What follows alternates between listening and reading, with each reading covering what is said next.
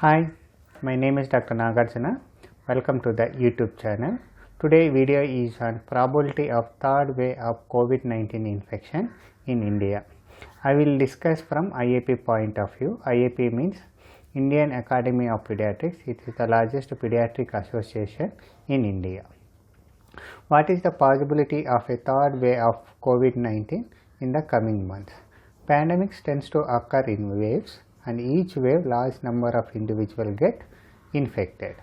Eventually, the population may get immune either by asymptomatic or symptomatic infection, what we call as herd immunity.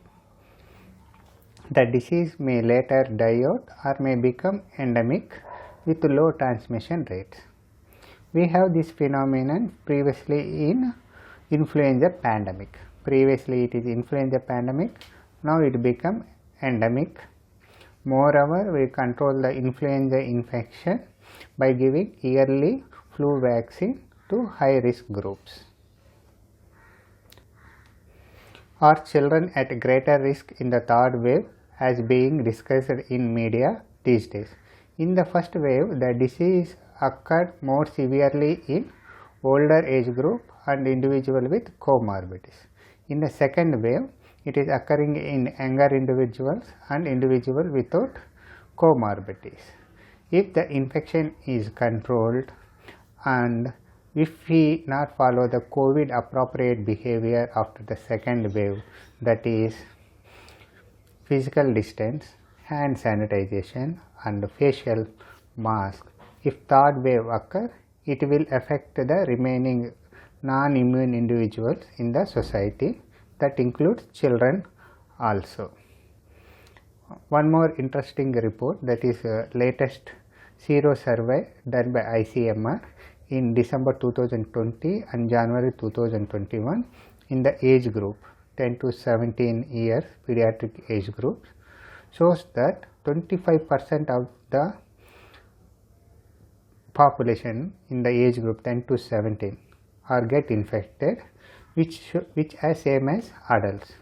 This shows that children are also getting infection, but not as severe as adult population. Are children likely to suffer from severe disease as being witnessed in the adult population in the current wave? Fortunately, children have been less affected due to several reasons. The most important reason is lesser expression of virus binding receptor, that is ACE2, which is normally present in the nose, mouth, pharynx, lungs, heart and intestine. This receptor is essential for the virus to enter into the host tissue and also into the immune system. Very small percentage of infected children requires ICU. Therefore, 90% of the children infections are asymptomatic or mild. The incidence of severe disease is not high in children. So, you are not ruling out the possibility of severe disease in children in third wave. As explained, the spectrum of illness likely to be less severe in children. The data obtained from the previous waves COVID 1 and 2 showing even though children are severely affected, a few members required ICU. But however, we need to be watchful about how the new mutant viruses will behave. We have heard that severe disease due to COVID-19 is already occurring in children. What you have to say about it? Yes, severe illness due to COVID-19 occurs in children.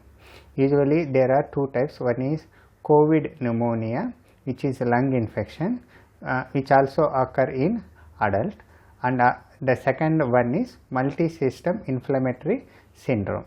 COVID pneumonia is very less likely to occur in children and a few require ICU.